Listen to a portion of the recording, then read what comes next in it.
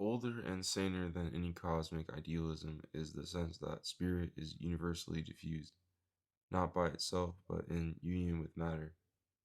As consciousness is the inner, invisible reality of life in our bodies, might it not be the inner, invisible reality of things everywhere? The analogy is tempting and becomes irresistible when, as among kindred living creatures, there is also a close analogy in structure and habit.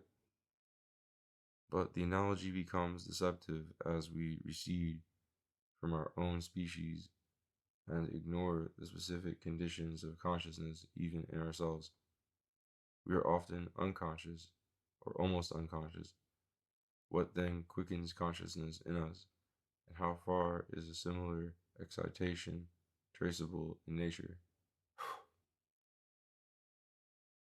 There are sweeping, speculative turns of thought by which, without any accurate inspection, we might assure ourselves that something called spirit pervades the universe. If, for instance, we define life as spontaneous motion, it becomes evident that matter is everywhere alive. And if we define spirit in the primitive materialistic manner as the principle and cause of motion, it becomes a truism that matter is everywhere instinct with spirit. But such ways of speaking are intolerable in a critical philosophy, and I have already discarded any definition of spirit that identifies it with physical motions or physical forces.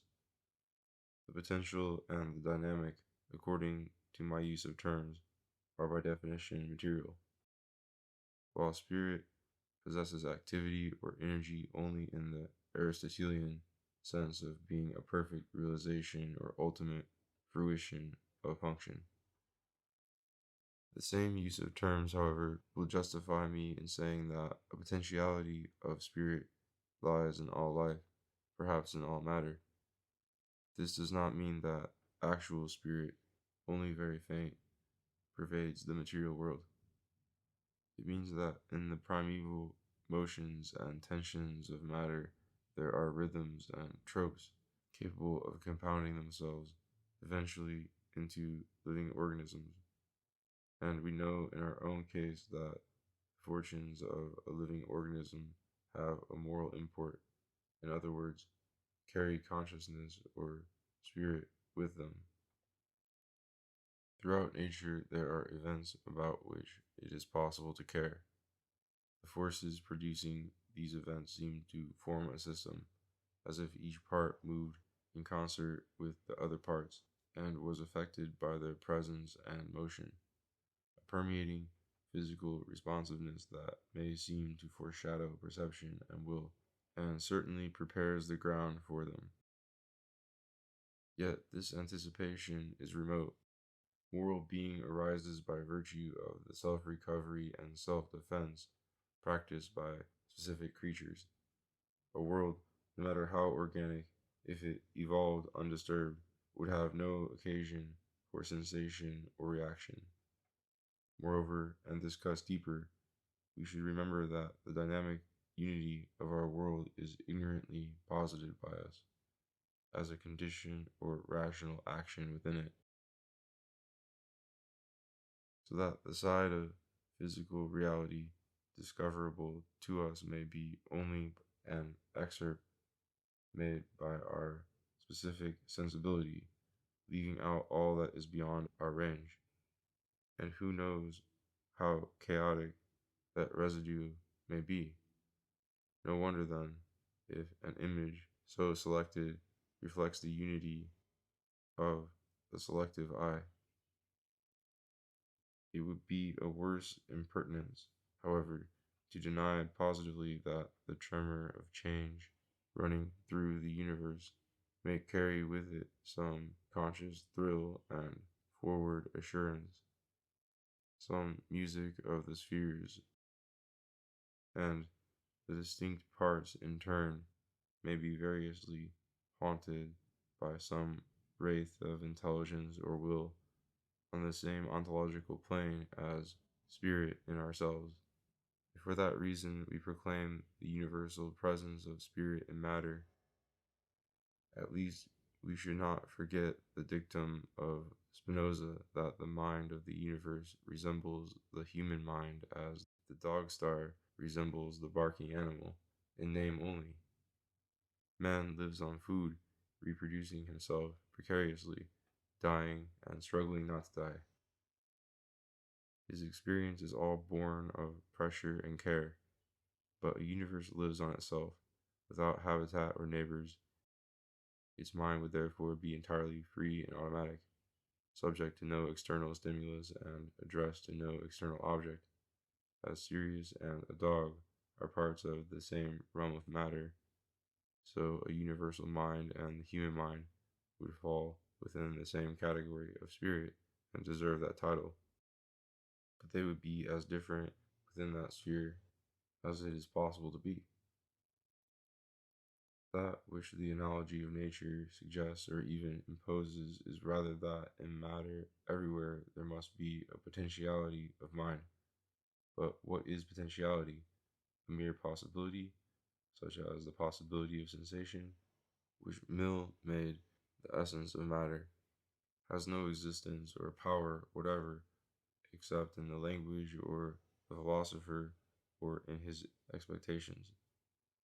So with that insidious expression, unconscious mind, this phrase marks something that people are not able or not willing to describe honestly, namely, the truth that under certain additional conditions, a feeling or a thought will arise.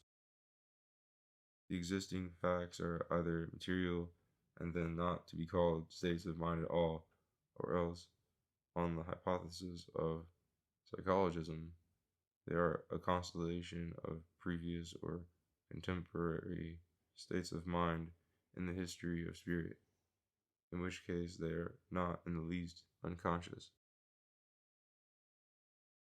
But philosophical writing has become so slovenly that perhaps a forgotten feeling or thought may be called unconscious, because not given at the present moment, in which case all other people's thoughts are always unconscious, and the greater part of one's own. They are indeed for the most part hidden from one another, but properly unconscious mind should be intrinsically latent, a process only potentially conscious. This process is now non-mental, that is to say, material, because a real potentiality is the actuality of something else. Potential mind for a psychological idealist is therefore an absurdity, since in his view all the real antecedents of any sensation or thought must be actual sensations or thoughts elsewhere. But for materialists, the phrase potential mind, though clumsy, need not be meaningless. A seed is the seat of a real potentiality. It is not a blank. It is not an ideal possibility or essence, but a moment in a material involution and evolution, materially conditioning, under favorable circumstances, the growth of a particular organism. In this sense, we might say truly that the potentiality of mind pervades the universe, since doubtless, if the prerequisite material complexities arose at any point, spirit would arise there. Of this we are instinctively sure whenever an animal is born. If the little creature is alive, the little creature is conscious, or will become conscious when duly shaken. All we need to do, therefore, in order to discover the distribution of spirit is to study life, to rehearse its movements as sympathetically as possible, putting ourselves in every creature's place, and seeing if spirit in us is thereby really enlarged, or whether we are merely attributing our trite humanity to nature and moral fables.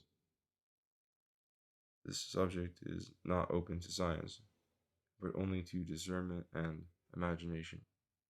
Moral affinity must be felt morally, and if an animation not moral and in that sense not human pervades other parts of the world, we must be content to ignore it. In nature, as in a book, we can discover only such thoughts as we are capable of framing. These will be seldom or never the exact thoughts of the author or of other animals. Yet an author will have existed, and his thoughts will be recoverable if there is a sufficient likeness between the capacities of the writer and the reader, the speaker and the listener. On both sides, at any rate, understanding follows upon inspiration. The most deliberate talker must once have formed his phrases without knowing what they would be, and an intuitive writer, like a sympathetic reader, hears the upwelling thought spoken within him and devoutly listens as he writes. Second thoughts and corrections, contradictions and arguments merely compare different automatisms that seek to talk one another down. It would be sheer pandemonium, but for two kindly deities that come sooner or later to appease the quarrel. One is convention, imposing current and communicable ways of talking apart from actual thought, and the other is intuition itself, silent and private, surviving the fray and independent of the issue. But neither convention nor actual intuition can penetrate to alien spirit or disclose its existence. They are tightly subjective and exclusive, and it is only because of their instability that the psyche sometimes passes, in the rough and tumble of life, into the magnetic field of other organisms and can catch something of their spirit. The spiritual side of animal life, savage life, ancient or foreign life, cannot be approached in the temper of sporting travelers or invading missionaries, or even in that of evolutionary philosophers. We gain nothing by congratulating other creatures on the degree of our special humanity that they may have attained. Insight might begin if we could discover or conceive unsuspected ways of feeling, superhuman courage, fidelity, or patience, superhuman scope of the instincts, infrahuman absoluteness or intermittence of the passions, even insofar as such a thing is feasible, some non-human direction or scale of perception. I can call these endowments super or infrahuman because I am taking the point of view of spirit as it moves in us. But nothing gives this criterion authority over those different impulses and experiments. The life of spirit is but one ultimate phase of one sort of life. Could we understand the other directions in which nature may move, we should possess other criteria by which our own criterion could be judged, not indeed with greater authority, but with equal justification. Even in ourselves, order has some plasticity, and anarchy some allurements. Devils and semi-bestial gods, nymphs and muses were no empty fancies. They were inspired dreams of what existence might be and almost is, either beyond us or in ourselves. The ancients thought the stars animate and even divine, because the stars know so perfectly what to do. This hardly seems to us a sign of intelligence. We think of mind in romantic modern times as a sort of truant, disembodied force, interfered with by real things and interfering with them from outside. Both our self-conscious and our mechanical arts encourage this sentiment. Our intellectuals are rebels, proud to run out of their orbit. At the same time, we live amid machines that have uses entirely foreign to their substance and our own purposes are artificial, imposed by a variable society or by some variable idea. If one artist or leader shows more genius than another, we think it due to his abstract mind and groundless originality, as if hands were not concerned in doing the work, or the labyrinth of fact in imposing the action. We are nothing if not critics, but without a criterion for criticism, and we think ideas clever and persuasive for finding fault with reality rather than for expressing it. We thus abstract our minds from ourselves and imagine that we do as minds what we can do or can wish to do only as animals. Doubtless the stars are not animals, and here the rusticity of fancy in the ancients, who have been pastoral peoples, misled their judgment. But if the stars had been animals, the fact that they knew perfectly what to do would have been a mark in them of great intelligence and sovereignty of spirit. Unfortunately, that relative security and liberty which the stars find in space cannot be enjoyed by animate bodies on earth. The spirit native to us is therefore distracted. But it was a just perception of the ancients that such distraction was a hindrance to spirit, and not, as we moderns are tempted to think, the cause of spirit or an effect of it. Mathematical or static order, like any essence, is in itself lifeless. Yet the material process by which such order is achieved or maintained obeys a trope and adumbrates an organism, so that the apparently static order of the stars, the mountains, or sublime architecture properly seems to us a high expression of spirit and a great support to it. To conceive such a harmony, even as static, involves a transitive harmony of motions and tensions in ourselves. The psyche is exalted, rehearsing that order, and quite intelligibly, since organisms exist only by enacting some form of order and defending it, and the psyche is but a name for the success of the organism in doing so. When spirit perceives order in the world, it is therefore quickened by a sort of concourse and applause, electrifying all those impulses by which the soul itself and the spirit first came to exist. If we were justified then in attributing spirit to movements in nature not on the human scale, it would be sane and humble in us to think such spirit purer and keener than our own, where those movements were more exact and constant than ours. In the heavens, the same idea that described action would fill and satisfy thought, and we might truly say that the stars were guided by a perfect intelligence of their motions and an immortal determination to do their duty. They would have assurance of their destiny forever, and would joyously execute what they foretold. How hazy, how confused, and distressed in comparison seems a mortal mind.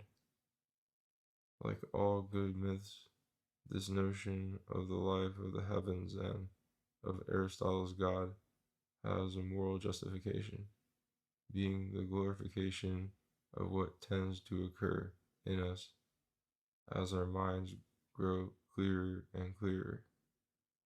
Our spirits become freer, or, in the cant of today, more creative, and we grow happier as our thought and our endeavors express our true potentialities. The psyche has then come to know her resources and her vocation, She is reconciled to herself and to the world in so far as it affects her. She has attained her normal intelligence and virtue. Where these are wanting, we remain tossed by barbaric caprice, benumbed by superstition, rent by internal conflicts. We then cannot help placing our liberty in our ignorance and our pleasures in our vices. It would be foolish to imagine the spirit dwelling in an absolute void or in the spaces between the worlds or between animals, so that it might slip miraculously into any part of nature at random, breeding grapes out of thistles or inspiring trees to walk and fishes to speak. How should such absolute spirit, even if it had magic powers, ever decide in its own blank, unattached mind what fiats to issue or in what crises to intervene? If it is to act a part in the drama, it must observe the passion of the play. It must have, as the poet's mind has, its special memories and affinities, to load the dice, to follow a scent, to crave a particular issue. The place of spirit is in a psyche. There must first be a psyche specifically organized, directed upon a particular type of transmissible and defensible life, rich in definite but unknown potentialities. Spirit is incarnate by nature, not by accident. Otherwise, it would not possess the lyrical, moral, impassioned character that makes it spiritual. It is intellectual, it thinks ideas, but it is not a realm of ideas hypostasized. It is alive, nothing if not transitive, always on the wing, watching, comparing, suffering, and laughing. It is a consciousness proper to an animal psyche.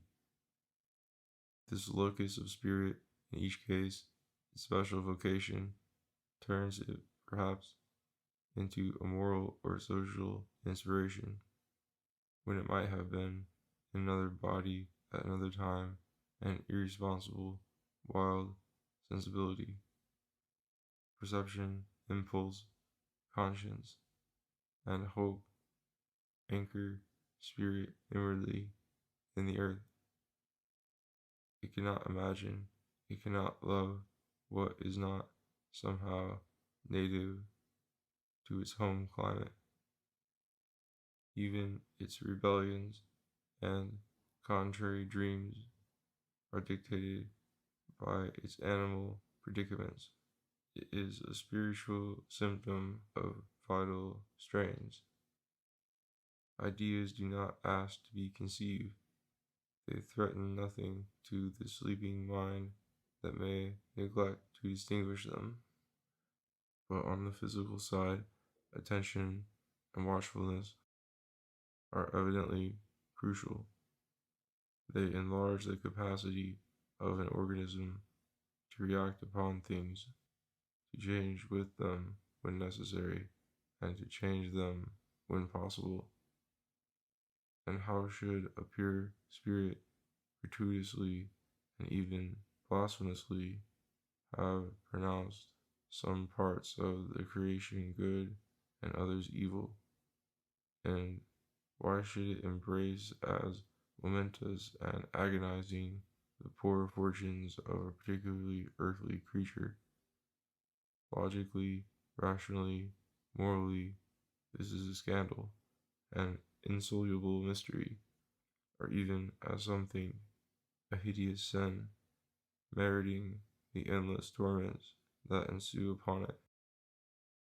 Turn to the natural history of the matter, and though the mystery remains, since any fact at bottom must be mysterious, the scandal vanishes, and what a self-torturing conscience thought a sin becomes the innocent, inevitable, beautiful impulse in any rhythmic or living thing to persevere in its existence and to grow into all those complexities and extensions that come naturally in its way. Will is but this impulse raised to consciousness, these inwardly rooted potentialities taking shape and struggling to be born. The impulse and will, though groundless morally, are not groundless physically, but just what at that point they would naturally be, and the potentialities, though limited and specific, are not gratuitous, but fruitful and genial. If only harsh circumstances or their own conflicts do not crush or distort them. Spirit thus depends for sanity, for sweetness and hope on that same physical order on which it depends for existence. Our question concerning the distribution of spirit is now virtually answered, while the criterion for the existence of spirit is internal, namely, that it finds self-thinking. The criterion for its distribution is public and historical, namely, the observable distribution of those forms of behavior with which, in our several persons, we find spirit allied. Evidently, this criterion, if scientific in its mode of application, is still subjective in its principle and open to continual revision. Observers have different degrees of dramatic sensibility and may see spirits everywhere or nowhere. A true interpretation would need to revise all such intuitive mind reading. Yet, mind reading, in principle, must always remain intuitive, and where such intuition cannot be misled, because the nature of the observed physical life differs from the physical life of the observer. All that a critic can do is to discount his personal equation and say, I recognize that there must be spirit or something like spirit in other regions, and I salute it and transcribe it as well as I can into my human terms. But I see that my myths are myths, and bow to the liberty of alien spirit to blow as it listeth.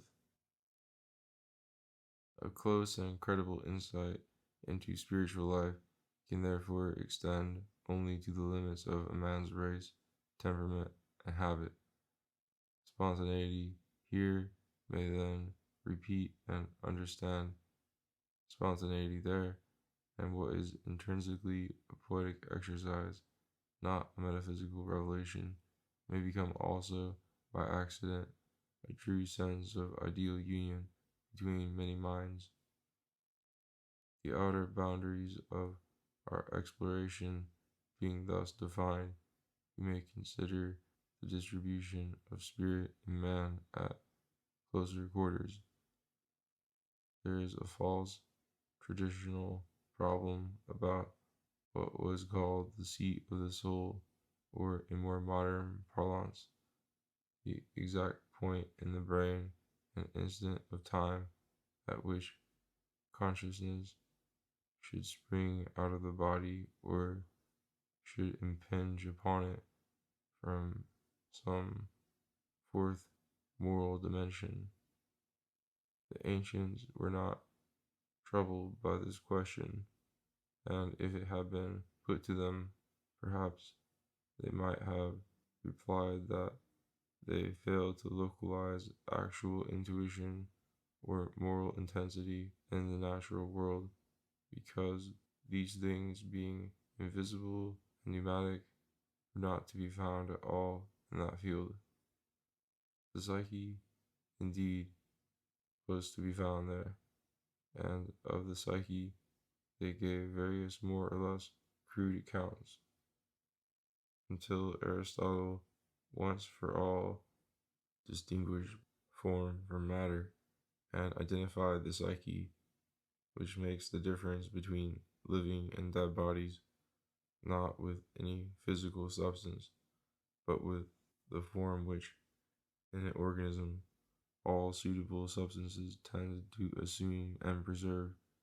Even the psyche, then, was not to be found in nature as a particular thing, as, for instance, a hot vapor issuing from the lips in crises or at the moment of death, yet it could be discerned there intellectually as the form or Platonic idea of life in each organism. In other words, the psyche was the system of self-renewing and self-developing tropes reproduced by each species and each of its individuals. In these individuals, the psyche was individual, being in each a particular instance or rehearsal of the hereditary type. In the species, psyche was generic, like the group of faculties which we call human nature. But as to the spirit, which Aristotle called intellect or reason, that was altogether at another level. Intellect and reason were the forms of spirit that interested Aristotle, who had nothing of the poet or skeptic, and he saw that in that direction at least, spirit was altogether transcendental and not to be found in nature, even as a form that matter might acquire. It was pure act, living in and for itself, everywhere in its own center, a court of appeal for perception, in which all things sensible are revised, a dialectical field for imagination, in which all essences thought of appear. To inquire where this court of appeal or field of ideas may itself lie is misleading. Intrinsically, as it spontaneously asserts itself and fills itself out, spirit lies nowhere and has no date. It is transcendental, that is to say, withdrawn from the sphere of the categories which it employs, an actual intuition not having by any possibility a position within its own field of view. On the other hand, intuitions or instances of spirit are events. Something, therefore, precedes and introduces them, and they debouch upon further events. They are also cognitive and moral. They proclaim to themselves the existence of a world which involves them, and which they welcome or reject.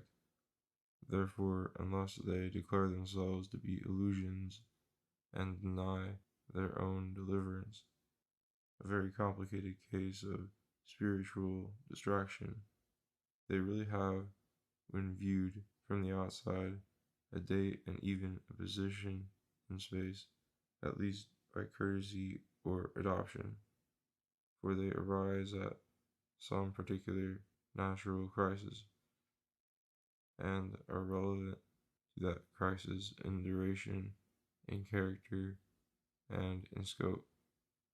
They are local and temporal instances of an intellectual light which, in its cognitive essence, sweeps over all space and time. Now, since intuitions viewed from outside and taken as events, have a natural locus. Might we not define this locus precisely, specifying the exact movement of the organism that elicits each intuition and the exact instant at which this intuition begins or ceases? Mustn't anything that begins and ends at all, as every actual thought surely does, begin and end at some indivisible instant? Yes, and we may wait for science to discover, if it can, the precise cerebral commotions subtending different feelings, the times or even the places of those commotions will then be the physical times and places of such feelings. But there are elementary considerations that render this assertion ambiguous. In the first place, the mathematical instants are not natural moments. In an infinite empty time, all instants would be alike and indiscernible.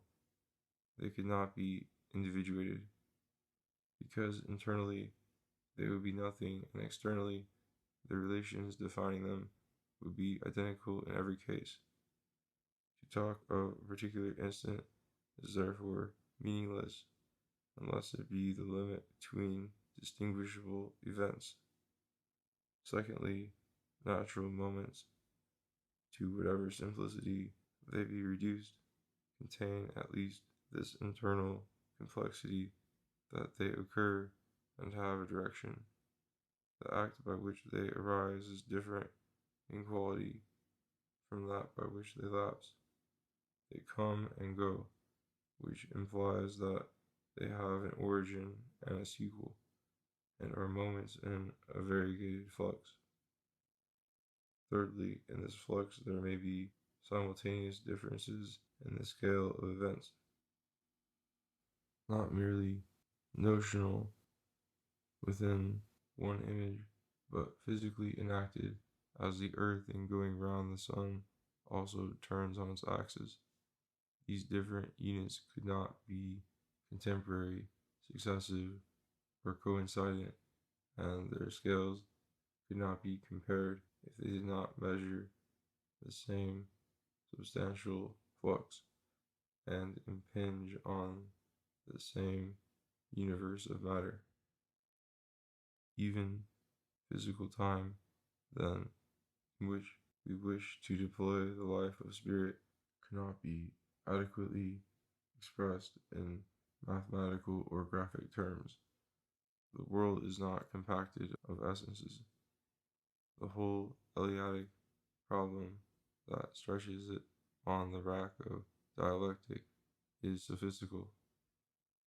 Sensuous extension and duration, when analyzed in respect to the essence given in them, yield geometrical space and time, themselves pure essences with no existence of their own. Such imaginary objects can have no authority over the material forces that they may serve to indicate or to measure. Matter flows through these forms and lends them a scale and tempo that are alien to them, being factual and energetic, whereas mathematical quantities are elastic, and there is room for the greatest in the least, and there is not in existing things. The pulses of nature have a pace of their own that is not to be stayed or hurried. The events tramp heavily forward, dividing unequivocally by their beat the distance they travel. Each natural moment lasts as long as it remains itself, and the next begins with the disappearance of that essence, as a pain stops when it ceases to be a pain, and marks its limits without help of latitude or longitude. Yet this weight and momentum of existence within each natural moment traverse that moment without the least hindrance from those ideal limits.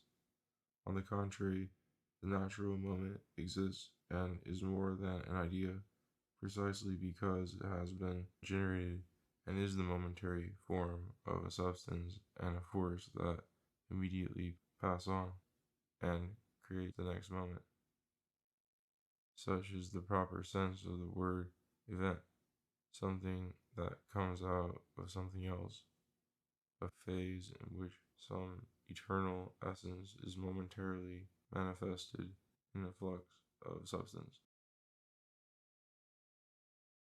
Now, spirit is a form of life, not hypostasis of logic, and its roots plunge precisely into that dynamic substrate that unites, creates, and destroys in turn all the gross units of the natural world.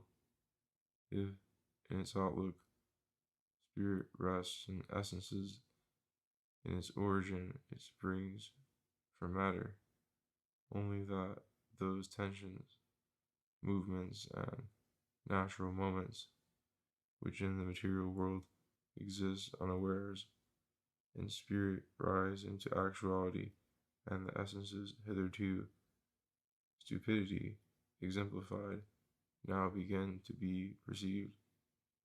This is a glorious transformation, though perhaps tragic, and actuality has extraordinary ontological privileges. An actual moment or moment of spirit possesses an internal, intensive unity, even when aware only of change and distraction. It is not a fragment more or less superficially distinguishable from its medium and surroundings. On the contrary, it arises and develops from its center outwards like fire. It bursts forth like a ray of light and proclaims its existence with a great shout. Its objects may overlap and confuse one another, yet each intuition, even the most confused, when the confusion is conscious, is autonomous and self-formed. Their actuality separates them absolutely, and as each exists because it shines existentially, the chasm between them can never be bridged. It may indeed be bridged ideally in various ways and degrees, in representation, by faith and dramatic imagination, by similarity and common reference to the same facts, by common subsistence and historical relations in the realm of truth. How moments of spirit may spiritually support, contradict, or fulfill one another is, in fact, the proper subject of this book. It is fundamentally the same subject as that of Dante's Divine Comedy, treated in critical prose instead of in a magnificent biographical and cosmic myth, into which all the fervor and venom of an unhappy life could be infused together with the tenderness of a pure poet. But if we ask what the vision of Dante conveys in the end, by way of a lesson, I think we may say it is this: the morphology of spirit, illustrated by great examples, showing what spirit suffers and what it gains by existing. These myriad lives and these myriad judgments did not produce one another.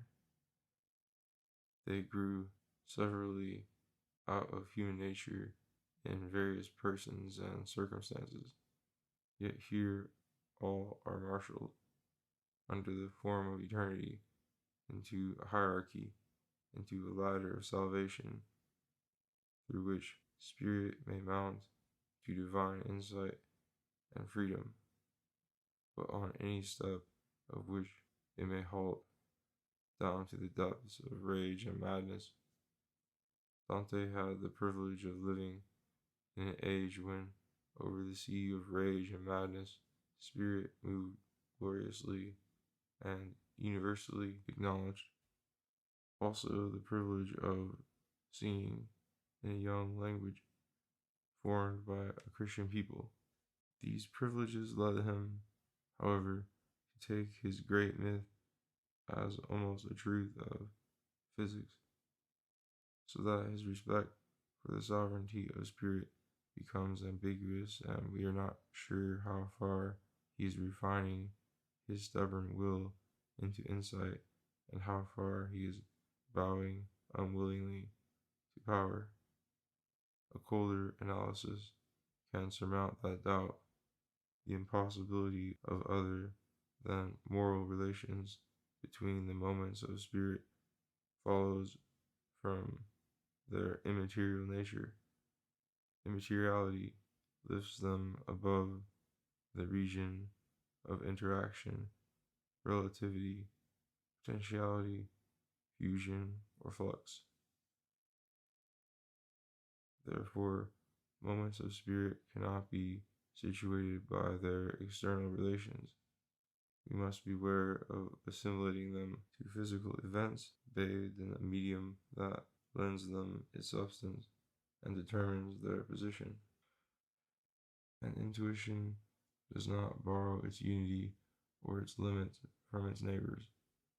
In its own realm, it has no neighbors. It can have only fellow witnesses, complementary thoughts, fulfillments real but separate and enjoyed by others.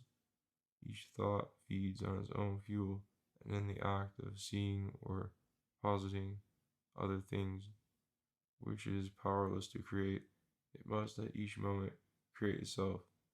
Its field of view is finite without being circumscribed, but grows or shrinks with the scope of attention, and changes its structure and contents ad libitum, as in a dream. Not the previous thought, but the contemporary flux in the psyche and in all nature determines what the next thought shall be. Otherwise, no one could ever sleep, no one could ever die. All the phases of spiritual existence have time in them and local color, though intrinsically no date, because the time and the pictured place are internal perspectives within each vista. For spirit, all times are equally present, and its proper and necessary lodging is, as the Arabian Nights have it, a city among the cities, and above all a heart among the hearts. Experience becomes many-colored as spirit passes from moment to moment and from place to place. Yet to have had this career and to have been divided into these lives remains an accident of fortune. Nothing in spirit could choose those circumstances or fix those limits. The potentialities of spiritual life are infinite, and no revolutions in nature can exhaust them, while, on the other hand, the deeper we go down towards the roots of spirit and the more freely it is suffered to speak, so much the surer and more consistent its oracles become, because the original potentialities of spirit being infinite, they are everywhere the same. Thus, the goodly company of spirits is aptly represented as a gathering of rapturous persons in one assembly, sitting in ranks according to the degree of their achieved enlightenment and charity, while in dark caverns beneath writhe all the writhings ever endured. The occasions are not forgotten, as we see in the speeches of the various souls in Dante. They are remembered and judged, but they are neither reenacted nor continued. The continuation that is relevant is found, realized in the brother spirits sitting in the rank above, or in the more heathen image. We may conceive the inherent relations of spiritual moments to one another as a monadology or legion of demons, Ariels, and Calibans, all free and homeless, each solitary,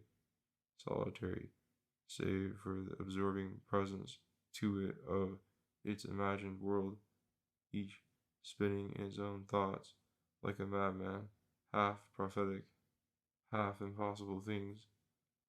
This inner isolation of spirit in the wildest rush of life, this essential absence of continuity or derivation between thought and thought, throws them all the more absolutely into the arms of physical nature. There they have arisen, and from there they have drawn their variety. Yet in rising they have escaped that net. Each of them has seen the light, no matter how lurid, and their prerogative of being immaterial and intellectual forbids us to distribute them in physical time or space otherwise than by their signification. Each will be, in a moral sense, lost in its theme, riveted to its object, united with what it loves. Yet these more or less rhetorical expressions would never suggest themselves and would lack all point if they were literally true. It is only because spirit is really not in those places or in those objects that its occasional absorption in them becomes remarkable, and in the very act of remarking it, spirit recovers its independence, retreats to its transcendental station, and wonders at the bewitchment that could seem to disperse it so helplessly amid all those beasts and all those catastrophes.